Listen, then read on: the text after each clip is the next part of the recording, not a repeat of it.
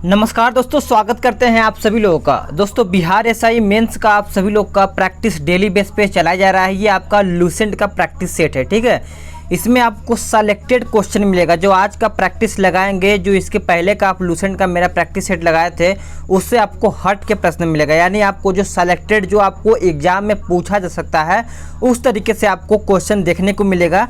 इस तरीके से डेडिकेटेड होकर के आप सभी लोगों को करना क्या है कि एक भी प्रश्न छोड़ना नहीं है। और इस वाले सेट में आपको देखना है कि आप सभी लोग कितना क्वेश्चन सही कर पा रहे हैं। और क्वेश्चन का लेवल भी देखते हुए आप सभी लोग को लाइक कर दिया कीजिए वीडियो को, और ज़्यादा ज़्यादा कमेंट करें कि ताकि आप सभी लोग का भी स्कोर पता चल पाए कि आप सभी लोग कितना स्कोर कर पा रहे हैं, ठीक है। वीडियो को शेयर कर दिया कीजिए। इससे क्या होता है कि और भी लोग इस वीडियो के माध्यम से अपना प्रैक्टिस और भी बेहतर कर पाएंगे। समझ पा रहे होंगे सभी लोग। तो चलिए आज का सेट लगाते हैं, कितना आप सही लोग सही कर पाते हैं, ठीक है। चलिए देखते हैं। कहता है कि अखिल बंगाल अवज्ञा परिषद का गठन निम्नलिखित में से किसने किया। आंसर करिएगा, हर एक प्रश्न इंपॉर्टेंट है।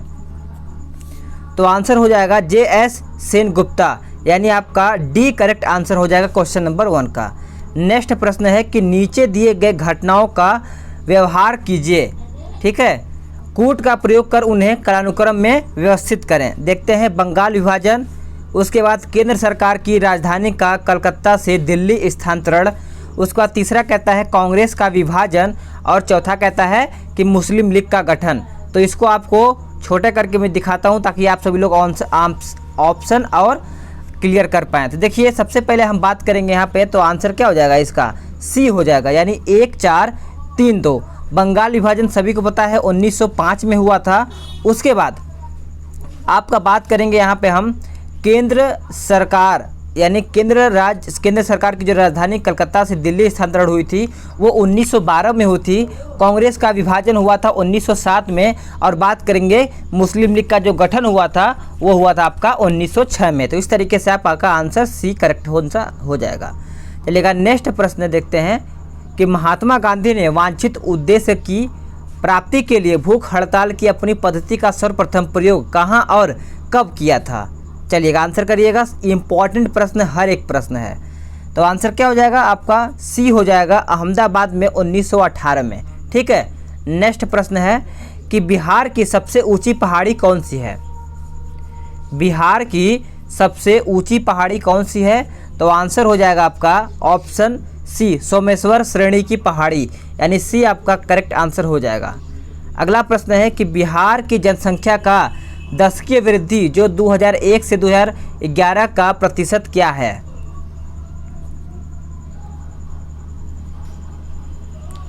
तो आंसर हो जाएगा आपका ऑप्शन बी, 25.4%, यानी बी आपका करेक्ट आंसर हो जाएगा क्वेश्चन नंबर 5 का। अगला प्रश्न देखते हैं कि निम्नलिखित में से दक्षिण भारत की सबसे ऊंची चोटी कौन सी है। दक्षिण भारत की सबसे ऊंची चोटी पूछा गया है। तो उम्मीद है आंसर सभी लोग सही करेंगे। तो आंसर हो जाएगा अनाईमुड़ी, यानी ए आपका करेक्ट आंसर हो जाएगा क्वेश्चन नंबर 6 का, ठीक है, याद रखिएगा। अगला प्रश्न देखते हैं कि सांभर झील राजस्थान के निम्नलिखित नगरों में से किसके निकट स्थित है।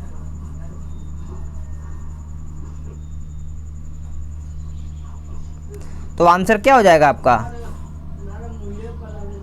तो आंसर हो जाएगा आपका 7वां का ऑप्शन बी, जयपुर, याद रखिएगा, जयपुर में है, ठीक है। अगला प्रश्न है कि निम्नलिखित में से कौन सा बंदरगाह ज्वारंदमुख पर स्थित है, याद रखिएगा, ठीक है। Question number 8।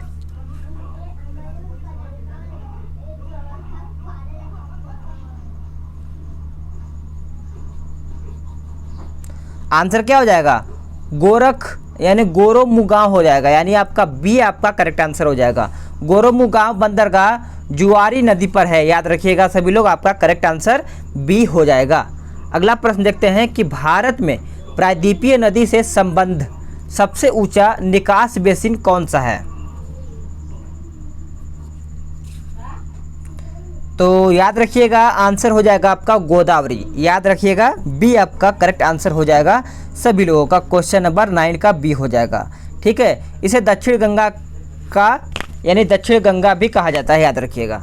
अगला प्रश्न देखते हैं कि अक्टूबर नवंबर में महीने यानी अक्टूबर नवंबर के महीने में भारी वर्षा होती है, कहाँ में? तो आंसर हो जाएगा आपका ऑप्शन सी, कोरोमंडल तट पर। याद रखिएगा, सी आपका करेक्ट आंसर हो जाएगा क्वेश्चन नंबर 10 का। नेक्स्ट प्रश्न है कि सदाबहार क्रांति भारत में कृषि उत्पादन बढ़ाने के लिए प्रयोग में लाई जाती है। तो अब आप सभी लोग कमेंट करके बताइएगा कि क्या आपको इसी पैटर्न पे प्रश्न चाहिए, ताकि आप सभी लोग को एग्जाम में हेल्प मिल सके और ये प्रश्न आपको रिपीटेड भी देखने को मिले एग्जाम में, क्योंकि आज का जो सेट है थोड़ा सा अलग सेट आपको देखने को मिलेगा। और हाँ, जो आपका डेली आपका जो चलेगा एक दिन बाद आपका कौन सा, तो प्लेटफार्म का वॉल्यूम 2 चलेगा बिहार एसआई मेंस का, तो वो तो चलेगा ही, ठीक है। तो उसको भी इग्नोर नहीं करना है, वो डेली बेस पे आपका चलेगा हर एक अगले दिन पे। तो आंसर क्या हो जाएगा इसका बी हो जाएगा, स्वामीनाथन द्वारा, यानी MS स्वामीनाथन द्वारा। याद रखिएगा सभी लोग, क्वेश्चन बी आपका राइट आंसर हो जाएगा। अगला है कि समाचारों में कभी कभी दिखाई देने वाली रेड शेडर्स के संदर्भ में निम्न कथनों पर विचार कीजिए। चलिए देखते हैं कि यह दक्षिण भारत के एक भाग में पाई जाने वाली एक वृक्ष जाति है। यह दक्षिण भारत में उष्णकटिबंधीय वर्षावन क्षेत्रों के अति महत्वपूर्ण में एक है। अगला कहता है कि उपयुक्त में से कौन सही है। तो अगर देखा जाए क्वेश्चन नंबर 12 का आंसर क्या हो जाएगा, तो देखते हैं इसका आंसर क्या हो जाएगा 12 का, तो आपका ए हो जाएगा, ठीक है।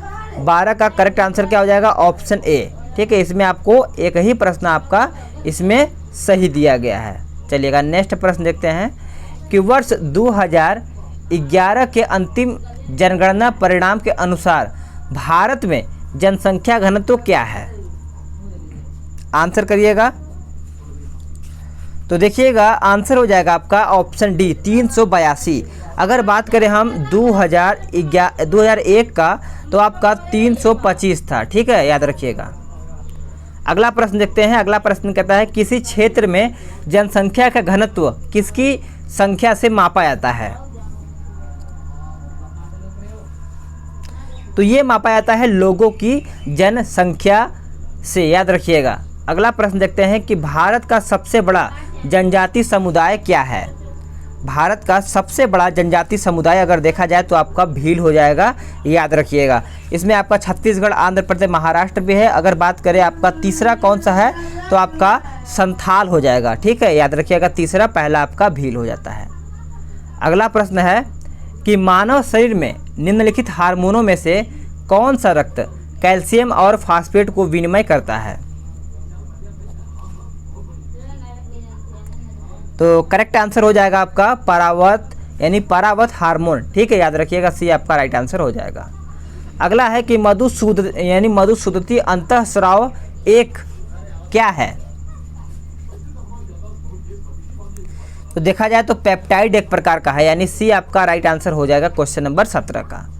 अगला है कि निम्नलिखित गैसों में से कौन सी एक रक्त के हीमोग्लोबिन आसानी से मिल जाती है?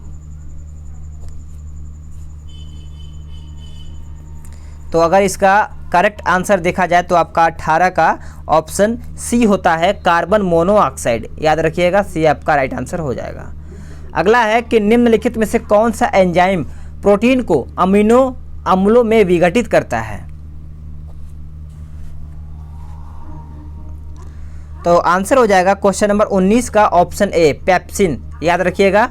ए आपका राइट आंसर हो जाएगा क्वेश्चन नंबर 19 का। अगला है कि जोड़ पर यूरिक अम्ल के क्रिस्टलों का एकत्र हो जाना का कारण क्या है?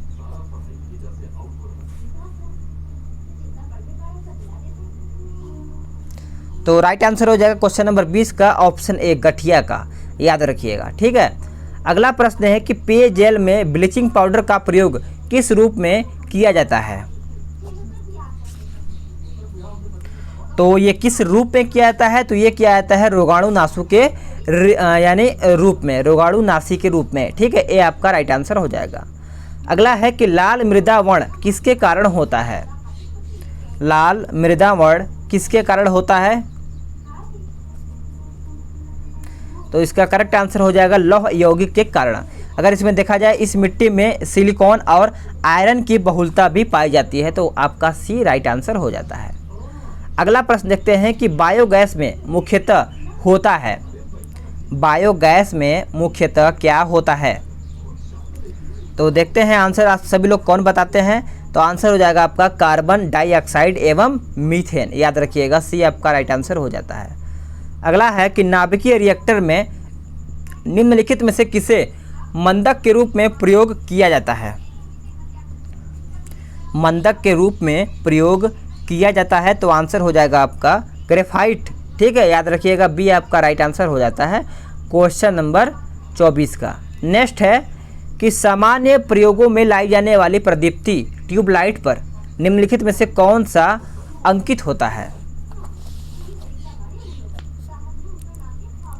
तो आंसर हो जाएगा 6500 के, ठीक है, 6500 के यानी आपका सी राइट आंसर हो जाएगा। नेक्स्ट प्रश्न है कि टेस्ला चुंबकीय डैश की इकाई है, यानी किसकी एक इकाई है। तो आंसर हो जाएगा आपका ऑप्शन ए क्षेत्र का, याद रखिएगा। अगर बात करें ये प्रतिपादित कब हुआ था तो 1960 में हुआ था। अगला है कि जब धूप वर्षा की बूंदों पर गिरती है तो इंद्रधनुष बनता है, इसके लिए निम्नलिखित में से कौन सी भौतिक परिघटनाएं जिम्मेवार हैं, ठीक है। तो परिक्षेपण, उसके बाद अपवर्तन, उसके बाद आंतरिक परावर्तन। तो आंसर सभी को पता होना चाहिए, आपका आंसर हो जाएगा ऑप्शन डी 1, 2 और 3, याद रखिएगा डी आपका राइट आंसर हो जाता है। अगला प्रश्न है कि निम्नलिखित केंद्रीय मंत्रालयों में से कौन सा एक जैव डीजल मिशन का कार्यवाहन यानी नोडल मंत्रालय के रूप में कर रहा है। तो उम्मीद है आंसर सभी लोग सही किए होंगे। तो आंसर हो जाएगा ग्रामीण विकास मंत्रालय, याद रखिएगा डी आपका राइट आंसर हो जाता है। अगला है इबोला है एक, देखिए इंपॉर्टेंट प्रश्न है और ये एग्जाम में पूछा जा सकता है आप सभी लोग को। इबोला क्या है। तो देखा जाए तो इबोला एक प्रकार का प्राणघातक विषाणु है, यानी एक जानलेवा वायरस है, याद रखिएगा वायरस इबोला। तो इसको 1976 में इबोला वायरस की पहली बार पहचान किया गया था, याद रखिएगा, ठीक है। नेक्स्ट है कि औसत नियत लागत वक्र सदैव।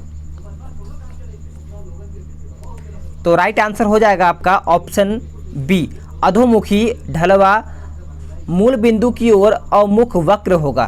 करेक्ट आंसर आपका बी राइट आंसर हो जाएगा। चलिएगा नेक्स्ट प्रश्न देखते हैं। कहता है कि निम्न स्तरीय वस्तुओं के लिए मांग की आय। तो आपका राइट आंसर हो जाएगा क्वेश्चन नंबर 31 का क्या।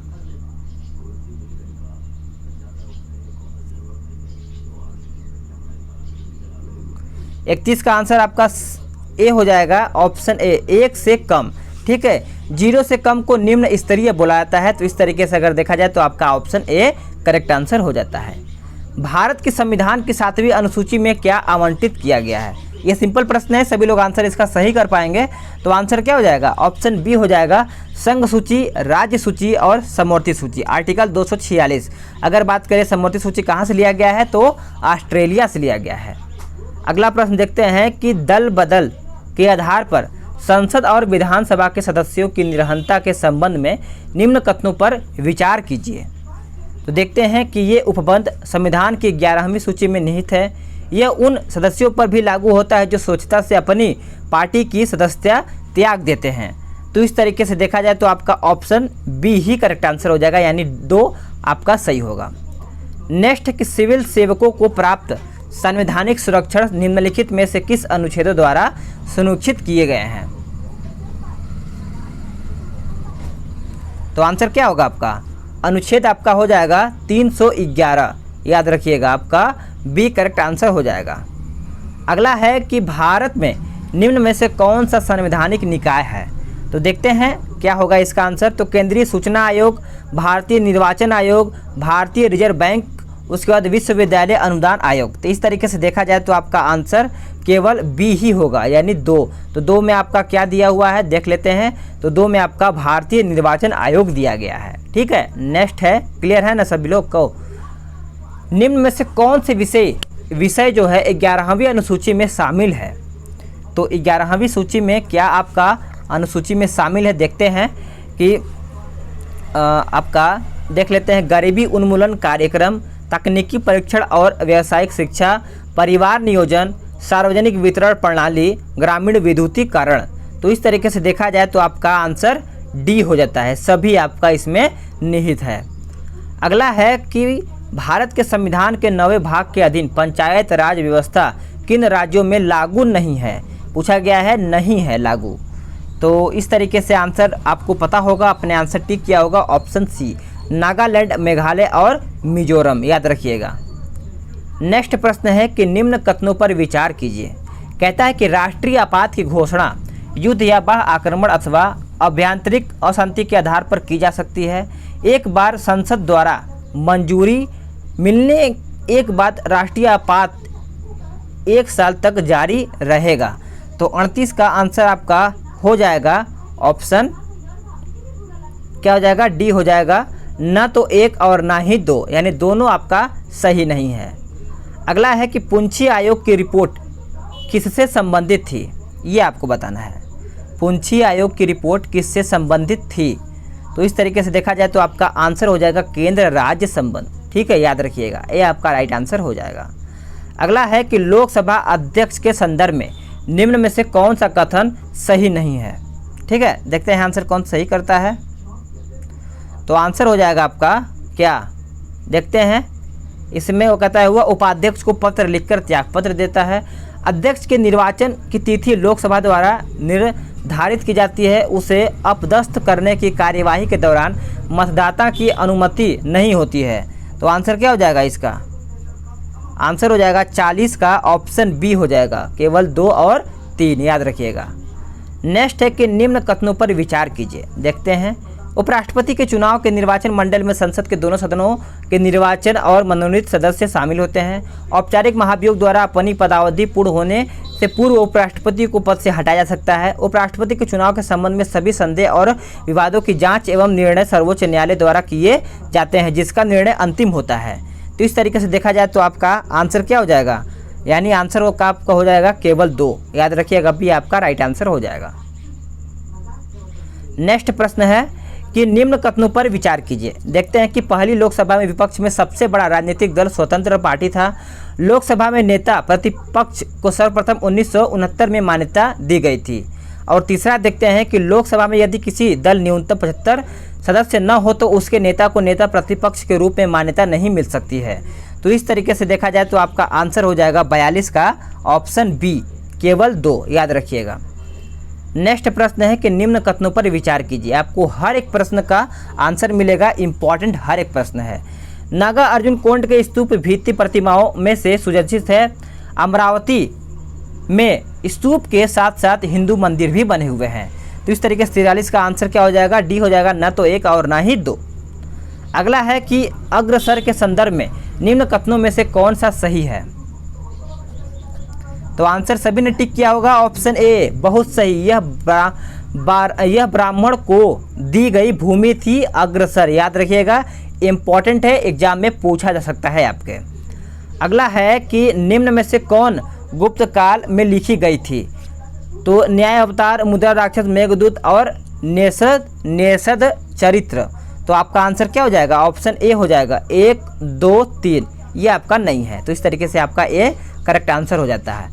अब दोस्तों आपका काम बनता है कि आप इन 45 प्रश्नों में से बताएंगे कि आप कितना क्वेश्चन सही कर पाए हैं। और आप सभी लोगों से एक रिक्वेस्ट है, मानिएगा कि वीडियो को लाइक करके जाइएगा और ज़्यादा से ज़्यादा लोगों के पास शेयर करें। बस आप सभी लोगों से कुछ लिया नहीं जा रहा है, बस आपसे छोटा सा एक काम किया जा रहा है कि आप शेयर करेंगे ज़्यादा से ज़्यादा लोगों के पास, ताकि और भी लोग इस वीडियो के माध्यम से अपना प्रैक्टिस और भी बेहतर कर पाएंगे। तो चलिए आज के लिए इतना ही, अगली वीडियो में जल्द ही मिलेंगे, तब तक के लिए जय हिंद, वंदे मातरम।